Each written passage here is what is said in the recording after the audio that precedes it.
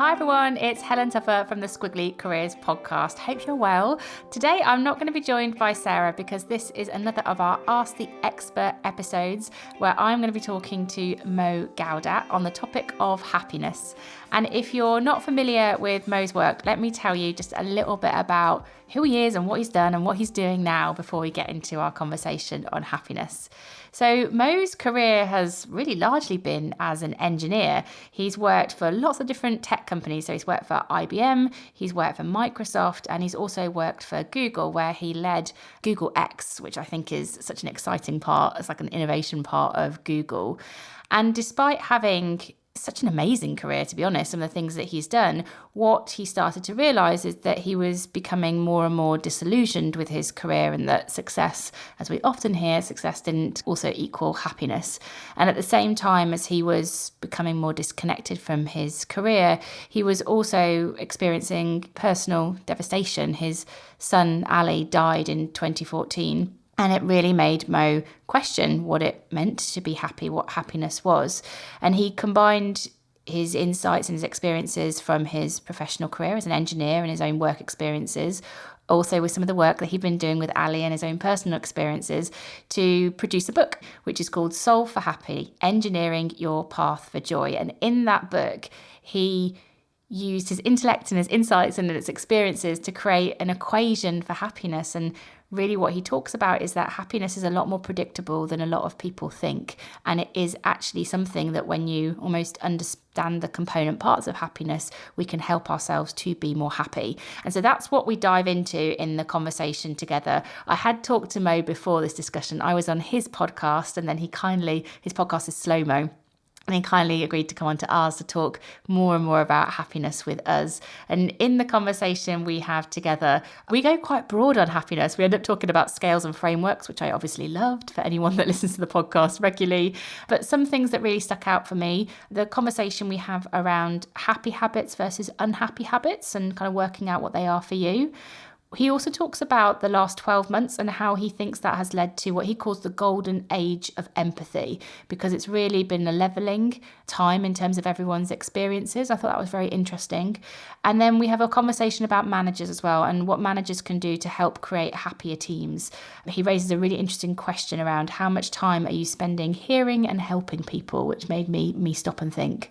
So I hope you take as much out of this conversation as I did, and I'll be back at the end to catch up with you a little bit more.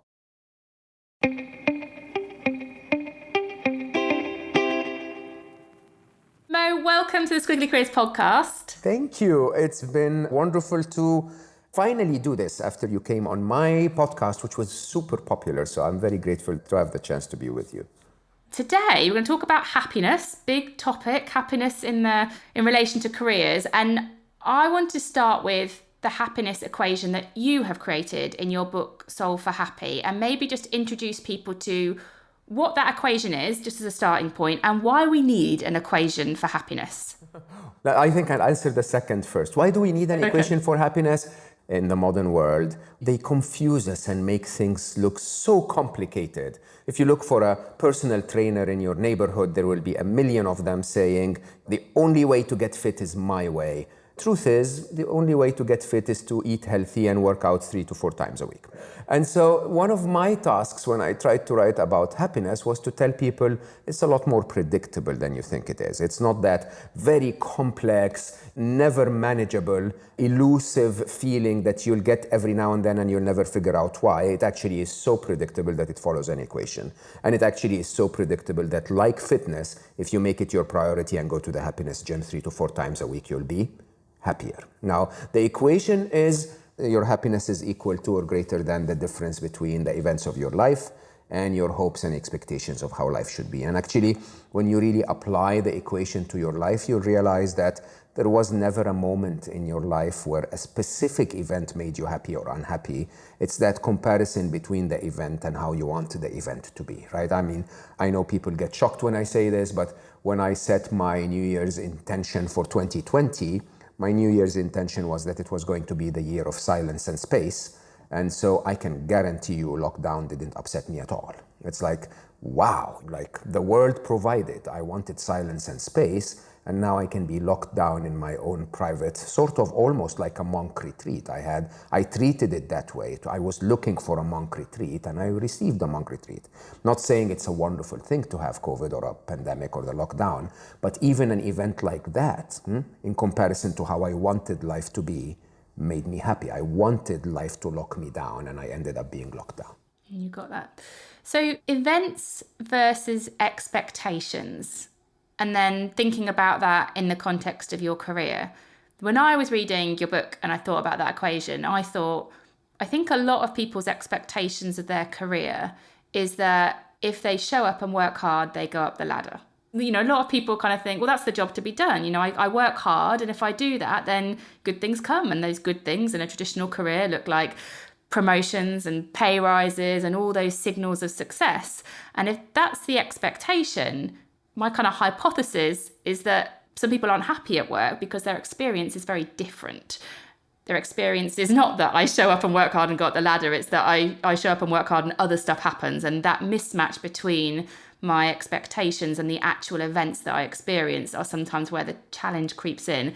What are your thoughts on that? So, absolutely. I mean, squiggly is my favorite word ever since we spoke. No, but I also think that careers are not linear at all. I mean, if you look at any person's career, stagnant for a very long time, and then whoops, it goes up, or whoops, it goes down. And sometimes your career just goes 2 steps down and then it goes up again. And, it's just like a seesaw, really. It's not a linear progression at all. And I think if the expectation, like most of us were taught, if you're a superstar, you get promoted every 18 months. That was my original. IBM wasn't that fast, but when I started to join Microsoft and so on, that was my expectation. And the truth is that's not necessarily true. And by the way, promoted is not necessarily good. And, sometimes they don't promote you, so you get upset, and so you go somewhere else. And when you go to somewhere else, it becomes the best career move of your life. I think that's the first missed expectations. I think the second missed expectations with careers is what I call the middle age crisis. And that's the truth of careers, that even if your career goes incredibly well and you get promoted every 18 months and you make a ton of money and you buy that fancy BMW and do all of that stuff, eventually, more of us than not end up at a point in our life where we go look back and say, so this is what I dedicated 20 years of my life to? It's not at all what I wanted it to be. It's not at all what deserved an investment from me in the first place. And mostly, many of us will look back and say, it didn't work exactly like I wanted, but it wasn't even what I wanted in the first place.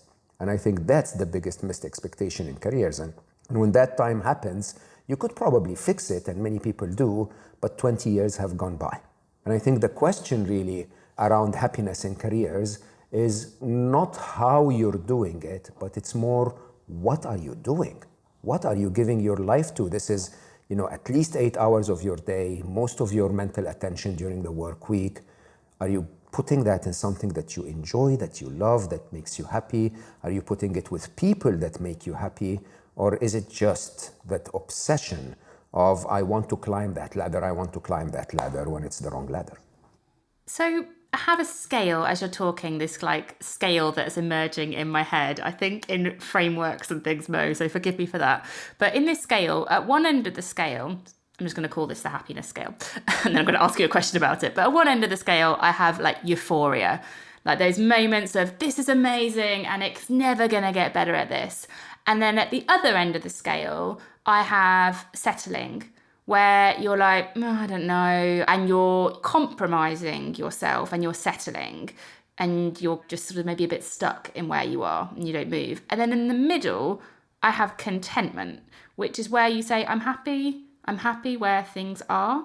And I feel that listening to you, the aim is not for a life full of euphoria and hedonism, because maybe you're always going to be chasing that and you're always going to be disappointed. The aim is for a career and a life per se, but a career full of contentment, where you're I'm happy. I've done a good job today. I've done good work and I am happy with the impact that I've made. But I worry that is a really hard line to find. And that probably looks different for all of us. But I worry that some people will almost question themselves and go, but am I settling? Am I contented? Or am I settling? And should I be searching for those euphoric moments as well? Can you see the spectrum I'm trying to create and the challenge that it might exist? Can we make this a little more two-dimensional than one-dimensional. Yes. So on one end of the x-axis is depression and the other end is euphoria. Let's look at the y-axis, where on one end it's totally me and on the other end it's not me. Okay? You know what? You can be very successful having a career as a belly dancer. If that's not what you like in life, what good is it to be successful? What euphoria does that bring? The interesting thing is that we live very unbalanced lives. I'll give you a very, very career-focused example. Most of us work in big cities to make more money than we would if we worked in a smaller city, so that we spend it on living in big cities. To me, if you ask me, a lot of people, when COVID and lockdown started to happen, started to ask themselves, can I have a life that is closer to nature, maybe? Can I move to a place where my kids have a space outside or whatever? In most markets around the world, the real estate prices of houses a little further from the city grew, while real estate prices inside the cities started to drop a little, or rental prices, because the economic purchasing power declined. The question of euphoria, if you ask me, is not really euphoria. I call it the state of escape. The simple example is, remember the days when we actually went to the office and it was very stressful and commute was horrible and so on. And then it's Friday night, and what do? You go to the pub, you have a couple of pints, you drown your stress into a few laughs, and then you're trying to find happiness that way. Okay? Is that called happiness? I don't think so. It's called escape. It's basically telling your brain, let's not think about those things that are upsetting us. Let's think about the things that we can do, gaining whatever it is that we've gained after being upset. And what happens is you wake up on Saturday morning, hangover and the same problems, you're stressed again. Interestingly, however, some people go to work, they meet with wonderful people, they do something they're passionate about, they believe in it, they do it really, really well. And so they don't have that Friday night problem. They actually may go out with their colleagues just because they're wonderful people, which is a better life. On that state of escape, we continue much, much further. So we make more money than we need by working too hard, more than we need. And so what do? We spend that money on a vacation for 2 weeks so that we can actually go back and continue to make more money than we need, and it's an interesting question. So in my view, euphoria, true euphoria, is for me to do exactly what I love. Because if you really think about it, each of us lives 3 billion heartbeats, which normally, by the way, in the old days would translate into around 40 years of age. Now, with advancements of technology, we live 6 billion heartbeats. Believe it or not, between you and I now, every minute that passed, you wasted 70 of those, right? When you sleep, you waste 70 by 60 by 8 hours a day. And all of those moments that you're stuck at work is the majority of those heartbeats. And the question is, while it appears to be a lot of heartbeats, how are you spending every one of them? How is now for you? Because between you and I, if now is not amazing, why are you living it? Then we think from a point of view of fear and lack. It's like, hey, but it's a job. No, it's not. There are so many jobs out there that may pay you £100 less, but make you 100 times happier.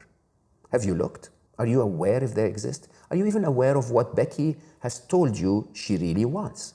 Have you ever sat down honestly and told yourself, maybe this is not for me? If I had to dream, what would be for me? I want to be X, Y, and Z. All right, go. Do 7 months of training or education and then apply for a job, and then 2 years later you'll find what you love. Do you think if people feel like they're compromising their career at the moment because as a result of COVID, maybe the job that they were doing has changed or been taken away, and due to personal circumstances, they've had to take a different job so that they can afford their rent, support their family, all those kind of things. Do you think they can still find happiness in those choices, even though they might feel like they've compromised their career? No, so desperate times call for desperate measures, right? As I said, your career is never linear. Never linear. So sometimes you'll take a couple of steps down and sometimes you'll take a couple of steps up, and it's never really just the smooth line of growth, right? The question really is a question of awareness. It's for you to say, look, this is not exactly what I want in life, Okay? I can make my life better despite its presence while it's available, and I can understand openly and honestly in my life that the reason I'm doing that is because I need a job. And it doesn't have to always be the most fulfilling thing on the planet, as long as I know that when opportunities arise, I will go back and do what I love. And that kind of balance, if you want to call it wisdom in careers, is very important. One of the most important career moves of my life was, I was in my Microsoft years and I was used to move every 18 months. I was doing so well and growing the business so well. And then my boss, when I went to him 12 months into a job and said, I have 6 more months to go in this job, he said, can you give me another year? And I was like, of course not. Superstars, they don't do 18 months. And he said, I'll make it up for you. Just give me 1 more year. Best year of my life. You know why? Because I had to clean my own shit. For the first time in my life, I actually learned to execute businesses that actually succeed.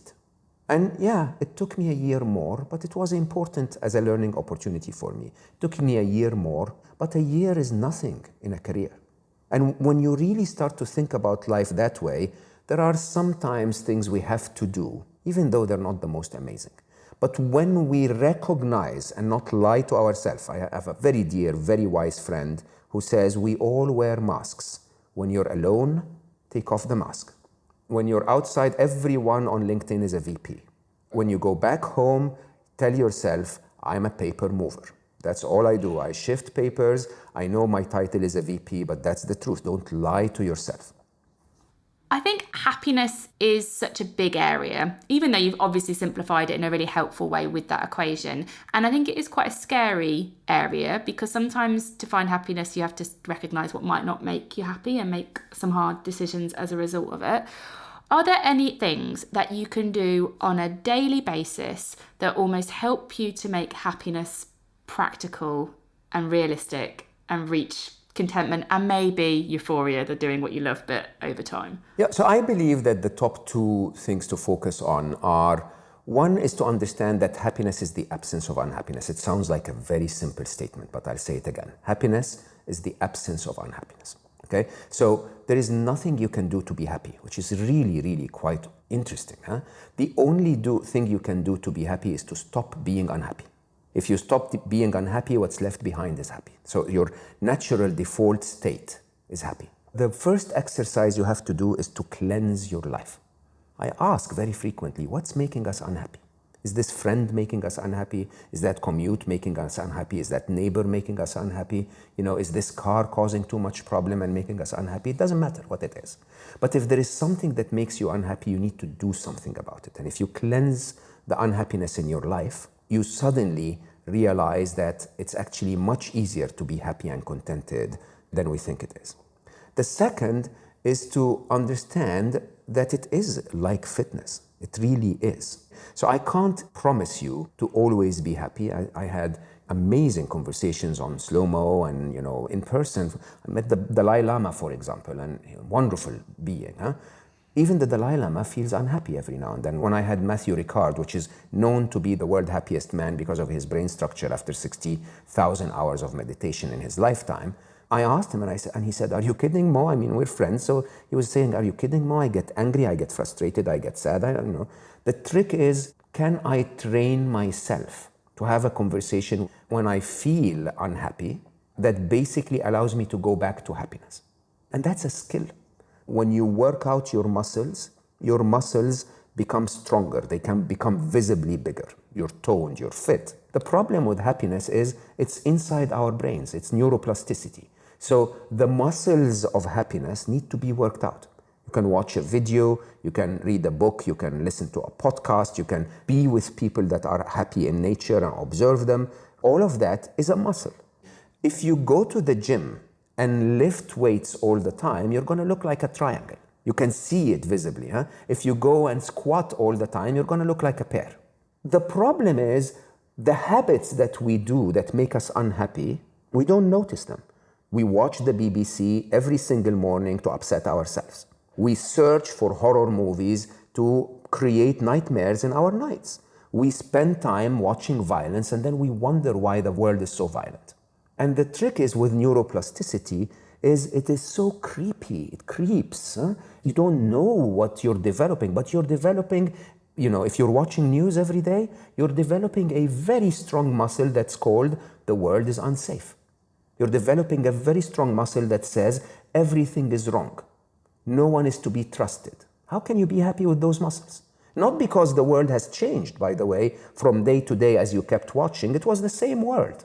The thing is, you trained yourself to look for the things that make you unhappy. You can train another muscle. Before I sleep every night, I watch a comedy.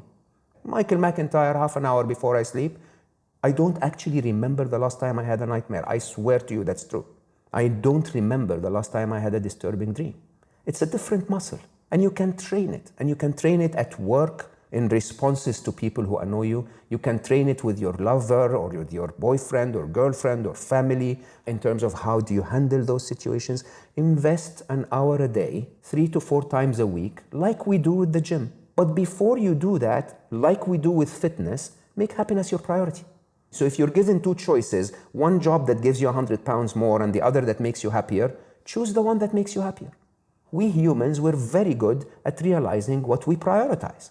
Can I ask one more question about managers? Because we've focused so much on the individual, how they talk to their brain and how they reflect.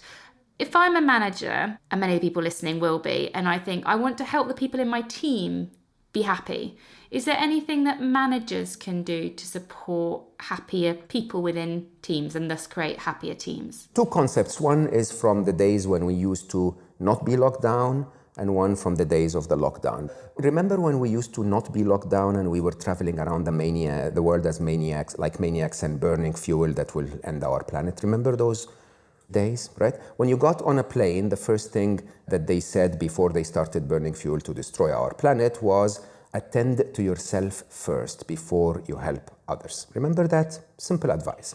Put your mask on first so that you don't suffocate before you put the mask on a child or someone else. Interesting advice.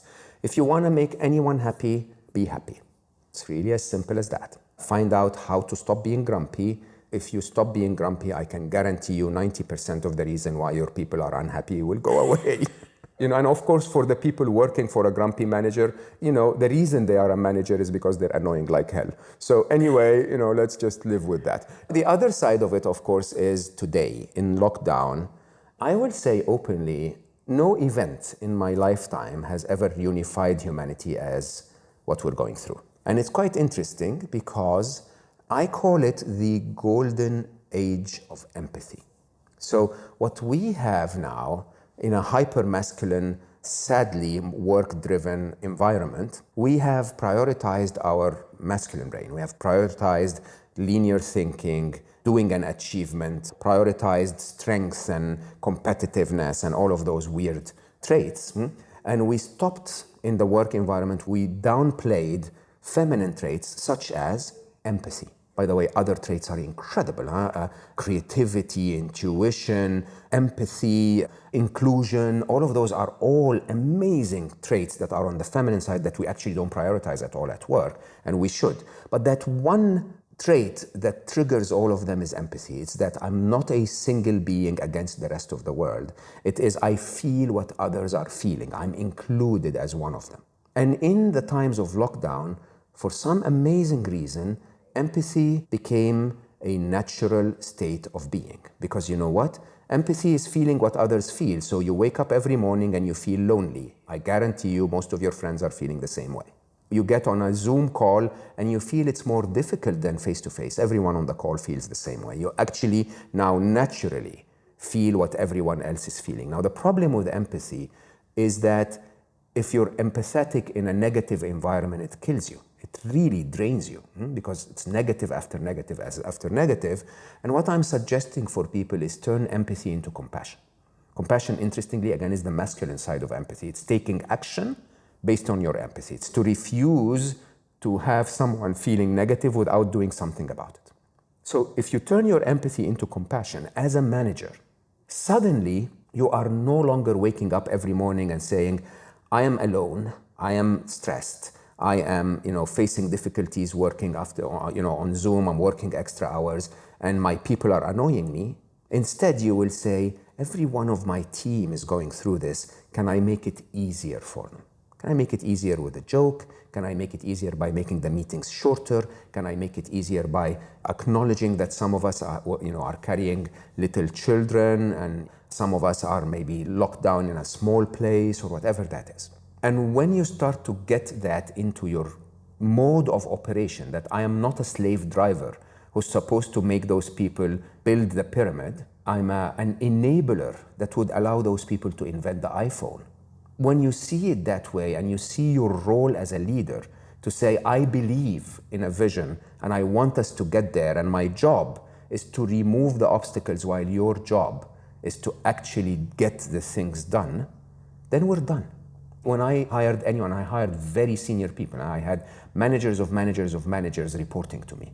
When I hired those people, the first meeting we had was the most important but easiest meeting ever. It was the meeting of truth. I sat them down and I said, I don't do things. It's not my job to do anything. You are my job. I will care for you. You will care about the business. Not in an arrogant way, that's the truth. My responsibility was not to develop a spreadsheet anymore. My responsibility was not to go and sell anymore. There was someone in my team that I trusted to do that. And if I didn't help them do their job, why would I need them in the first place? It's an interesting question, I think, for a manager to reflect on. How much time am I spending hearing what's going on with people, and how much time am I spending helping people to do their job in the way that works for them? I think if I reflect on my time as a manager, and if I'd looked at what percentage of my time was I hearing, i.e. listening, and what percentage of my time was I sort of directly helping people to do their job. And so a final question for you. I sometimes wonder whether this is the hardest question of anyone's we ask. And it can be related to happiness, or it can just be something else that's helped you. But we always ask our guests for their best piece of career advice. And so if you were going to share something with our audience, what would your best piece of career advice be, Mo? Work for the universe so that the universe helps you out. Simple as that. I don't know if you believe in that, but I have no scientific proof of that. Most of my work and writing and speaking and so on has equations and quantum physics and theory of relativity to prove things like death and so on. I realized somehow that karma is real, that what you put out in the world comes back to you in multiple folds. Somehow, if you work against life, life resists you. And you can be very powerful and you can be very, very capable and still win, but it takes a lot of effort. If you work for life, life assists you. And when life assists you, it makes a mega difference to how far you go. I learned this the hard way. I was a very good salesman all of my life. I've never missed a target. I had a deal after the earthquake in Egypt, 1992, where I sold probably half of my car, I think it was $4.4 million, to a place called the Educational Buildings Organization. It was the organization set up by the government to actually rebuild the schools that collapsed after the earthquake. They asked for a GIS system and an AutoCAD, sort of like an engineering drafting system and a database system and so on and so forth. And I was at IBM at the time, very good salesman. So I sold them something called the Application Engineering Series, which I think was the only copy sold worldwide. I sold them a ton of personal computers with OS2, if you remember OS2. IBM was surprised, why would anyone buy that? I sold them really a lot of things that didn't work. I'm a good salesman, I finished my deal and then I disappeared. A couple of months later, I started to realize how unreal making those things is going to be, work is going to be, that they were not going to work. You know, we hadn't delivered the hardware yet, but I realized AES doesn't have Arabic. The GIS system is not going to integrate with it. The AS400 system was not going to do the database integration with the other things, and OS2 is never going to work. I walked into the Minister of Education's office. I waited actually outside from 9 a.m. until 6 p.m. when he let me in. And then I walked in at 6 p.m. and I said, "Sir, I think you should cancel my order." And he said, "What?" And I said, "I think you should cancel my order. We sold you 4.4 million. I think those two components will work really well. The rest, I suggest you cancel. I actually think you should get the database from Oracle, the GIS systems from Sun, but it's up to you really. All I want you to do is cancel my order and get something that will work." And it was crazy to do that. And I went back to my manager. IBM was very supportive, a very ethical organization in that sense. They said, "You did the right thing. We don't want to sell something that didn't work."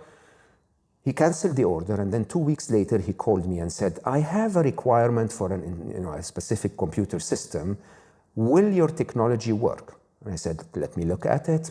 Came back the same next day. I said, this will work, that and that I can't serve you with. I suggest you get this from this and that from that vendor. And he gave me a direct order of $16 million and kept giving me direct orders for as long as I stayed at IBM, simply because I did the right thing. Somehow, living with the fact that I was going to hold the construction of all Egyptian schools back highlighted to me that I was actually supposed to work not to finish my quota. I was supposed to work so that what I sell makes the world a better place. And you'll tell me, oh, but hold on, I am a hairdresser. How does this apply? It applies fully. If you're working to make the money from the lady that walked in, you're fighting against life. Because the lady wants to be happy with her haircut before she pays you the money. If you actually believe in your heart that you're going to make that person that came into your shop, whatever that is, a better off person as they walk out, I promise you the world itself will conspire to help you. I know it's a weird advice, but I found that to make my life so much easier over the years.